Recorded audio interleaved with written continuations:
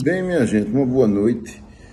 Nós estamos então aqui preparando para a turma da FIC, né? Turmas manhã, noite e manhã, as duas turmas, a nossa revisão para o terceiro ciclo, especificamente na disciplina Constituição, Poderes e Controle de Constitucionalidade.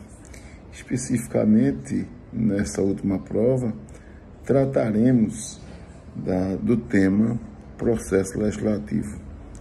É evidente que este é um tema que muitas vezes há uma indagação, né, e que muitas vezes, seja nos manuais, com todo respeito, ou seja, através também, não apenas dos manuais, mas de videoaulas, ou seja, a explicação deles nunca é a mais adequada.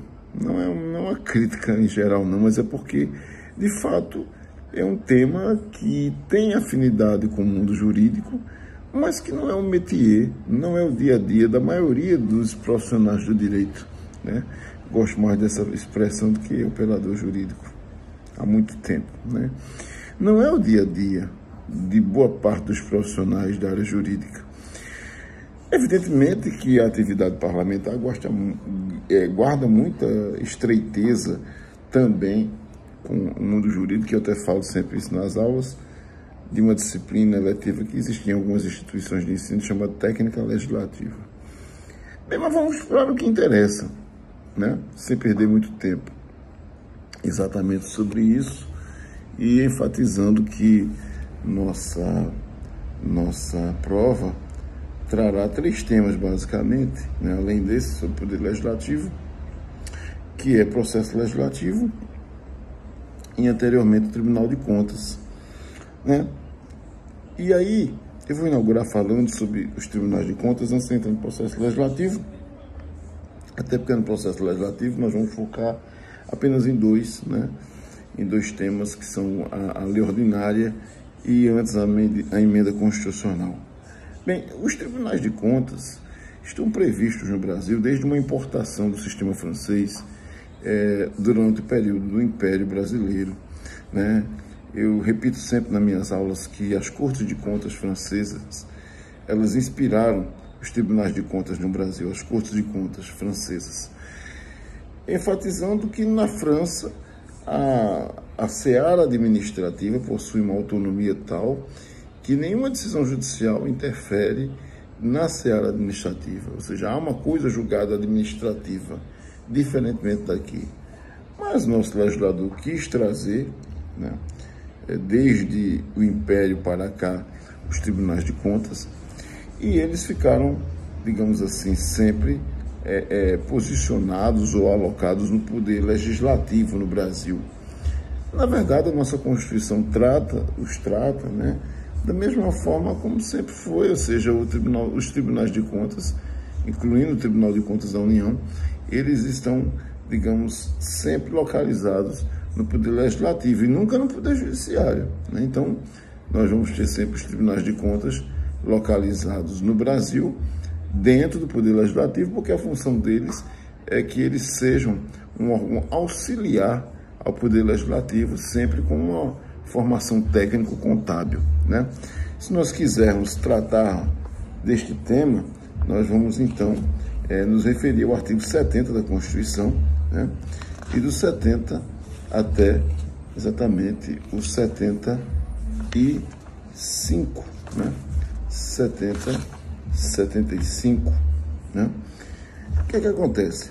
Nós temos os tribunais de contas e dentro dessa seara, o 70 diz: a fiscalização contábil, financeira, orçamentária, operacional e patrimonial da União e das entidades da administração direta e indireta quanto à legalidade, legitimidade, economicidade, aplicação das subvenções e renúncia de receitas será exercida pelo Congresso Nacional, mediante controle externo pelo sistema de controle interno de cada poder.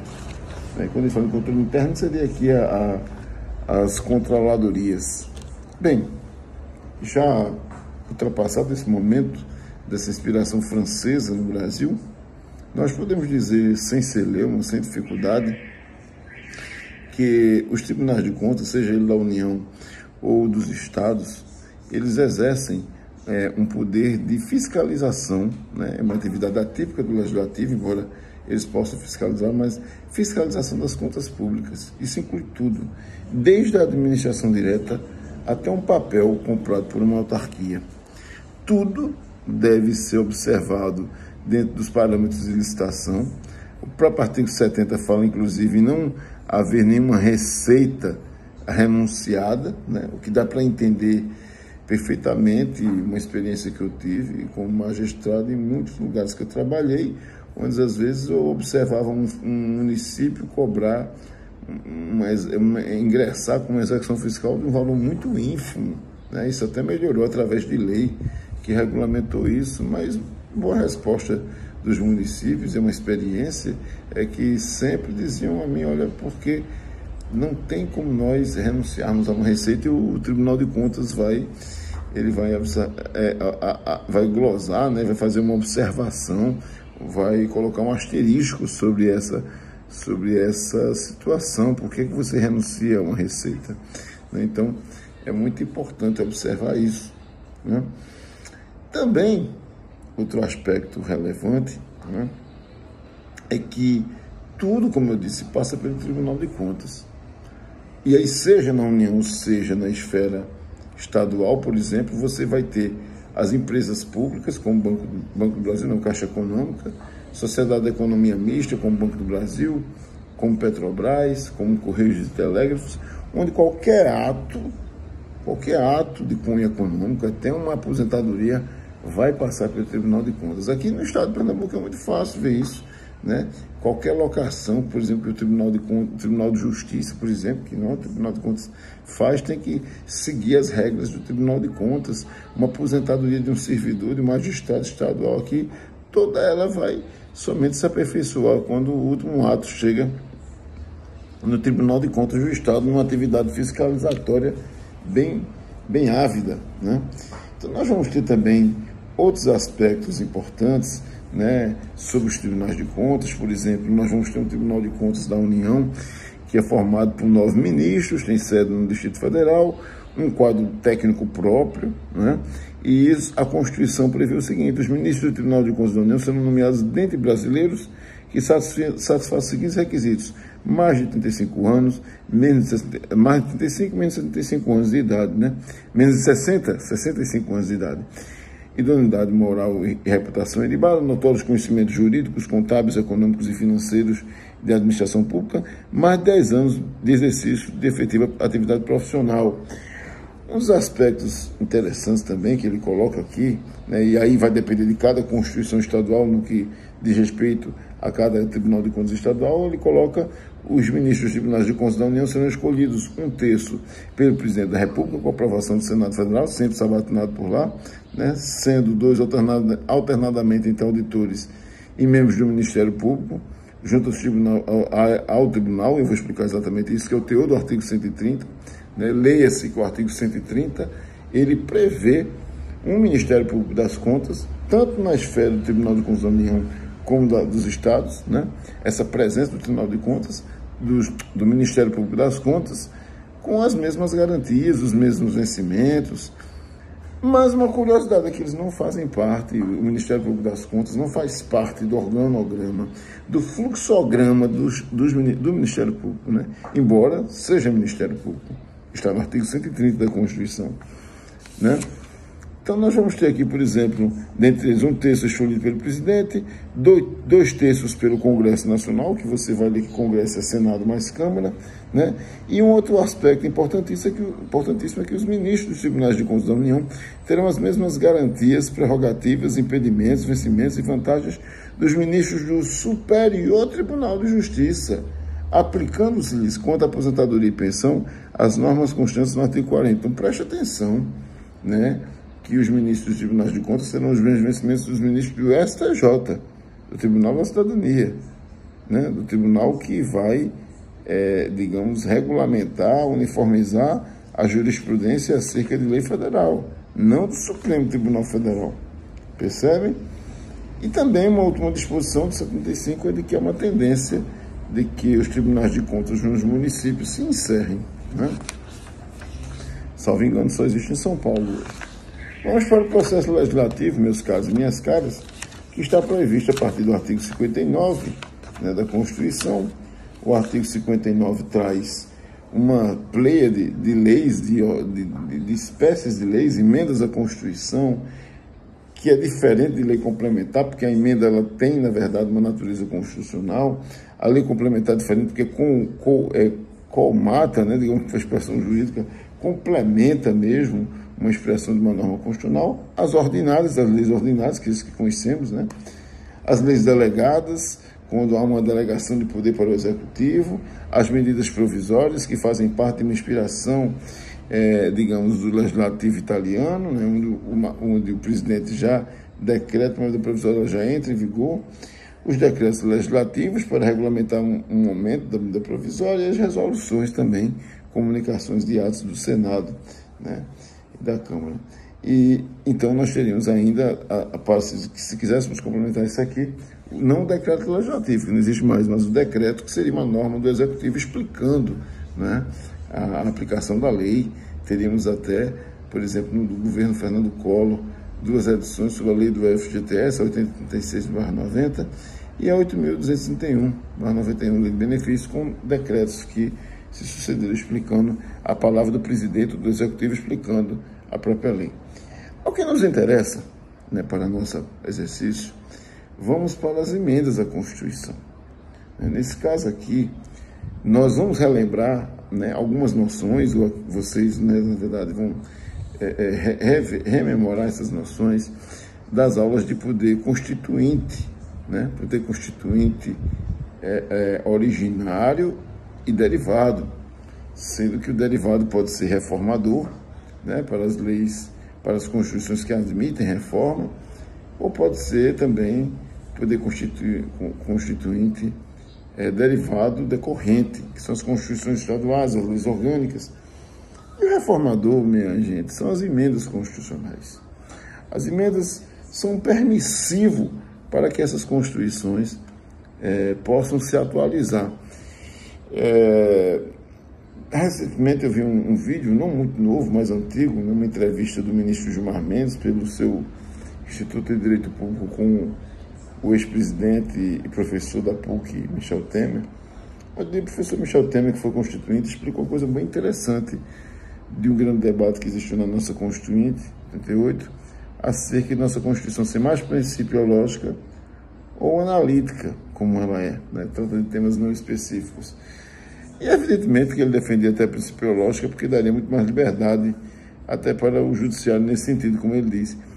Mas a nossa escolha não foi bem essa, foi de uma Constituição analítica, a modelo da espanhola, da portuguesa, da alemã, né, principalmente essas últimas que eu citei, portuguesa e espanhola. E nesse sentido, há uma hipótese de maior emenda constitucional, até pela fluidez da sociedade brasileira, as necessidades acabam impondo, né, sempre a necessidade de uma nova emenda. Embora nós já estejamos chegando perto já de quase 200 emendas à Constituição. Bem, a verdade é que as emendas à Constituição no Brasil exigem um quórum dificultoso, né? Elas expressam a máxima do poder constituinte derivado reformador, que permite a emenda constitucional num quórum muito apertado, um quórum muito dificultoso, que facilmente vocês vão ver no artigo 60, que são 3/5 na Câmara, 3/5 no Senado, em 2 turnos. Veja como é difícil passar uma emenda com este quórum, com algumas observações de que a emenda não pode acontecer durante a vigência do estado de sítio, do estado de defesa e na intervenção federal, ou seja, tem sempre essa objeção. E também uma outra objeção de que não pode ultrapassar ou desrespeitar as cláusulas pétreas, né? Porque as cláusulas pétreas, sabemos nós, nessa configuração de classificação das constituições, elas podem ser as constituições flexíveis, rígidas, semi-rígidas, rígidas ou super-rígidas. E vocês já sabem que a nossa Constituição de 88, ela não é flexível, não há um processo fácil de modificação, não é semi-rígida, porque umas normas constitucionais são, outras são mais complicadas. Na verdade, a nossa Constituição é facilmente classificada como rígida, né? Quanto à estabilidade, ela é rígida. E aí o professor, né, que hoje é ministro do Supremo, né, Alexandre de Moraes, em seu manual, antigamente pela Atlas, né, agora pela GEM, ele pontua, numa dobra de página, a possibilidade de a Constituição ser super rígida, porque algumas normas seriam intocáveis, não seriam maculadas, e são essas as chamadas cláusulas pétreas. Portanto, as cláusulas pétreas somente serão aquelas previstas nas hipóteses do artigo 60, parágrafo 4 da Constituição. Nada mais, nada menos que isso, né? O artigo 60 ainda traz ainda o rol, onde determina quem pode propor uma emenda constitucional.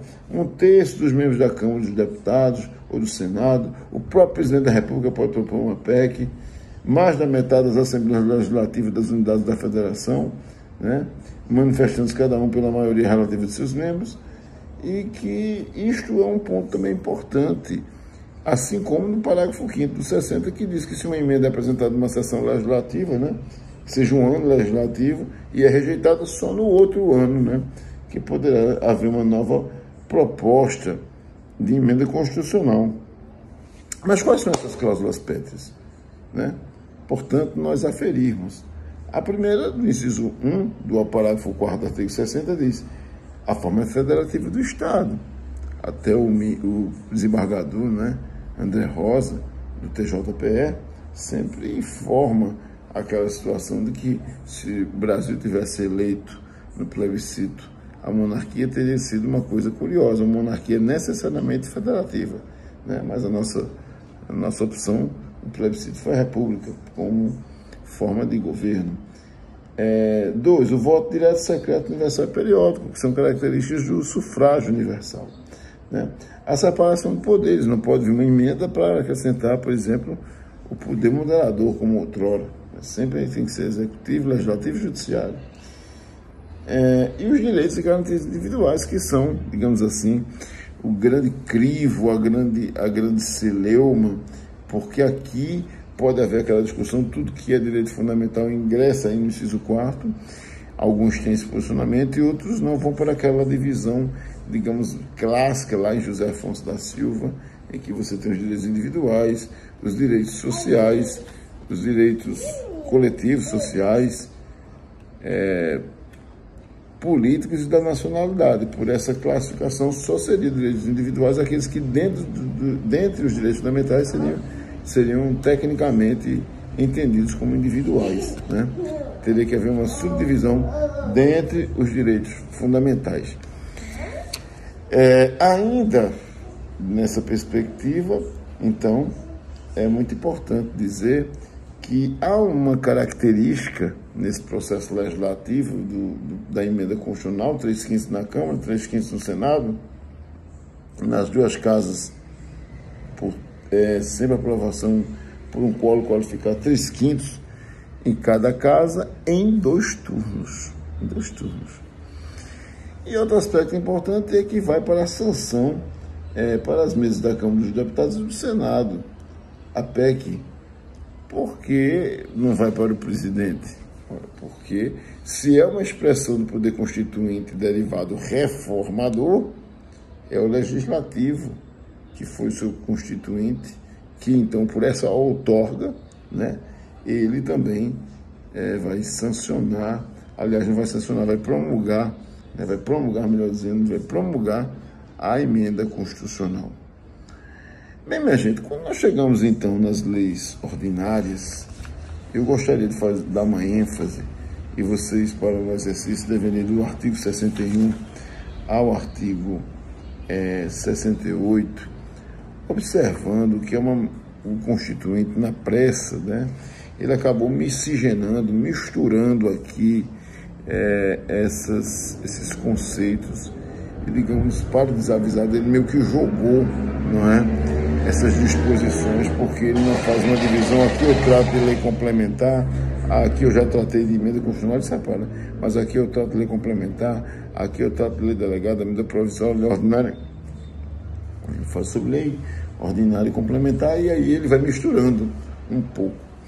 O que é importante dizer é que existe essa possibilidade até do povo iniciar um processo legislativo, do presidente da República, né? Mas é muito importante dizer, para que nós não nos assustemos com esse tema, né, que às vezes é tão comum nos noticiários, na mídia em geral, que para entendermos melhor há que se fazer, eu faço aquele desenho das duas torres do Senado, que tem um prato virado, e a Câmara. E aí o que é que nós vamos ter? Sempre o entendimento de que as leis ordinárias federais passarão, então, por essas duas casas, inevitavelmente. Senado e Câmara são partícipes desse processo legislativo. Então, nós vamos ter sempre, nesse processo legislativo da lei ordinária, uma casa iniciadora e uma casa revisora. Isso vocês têm que entender.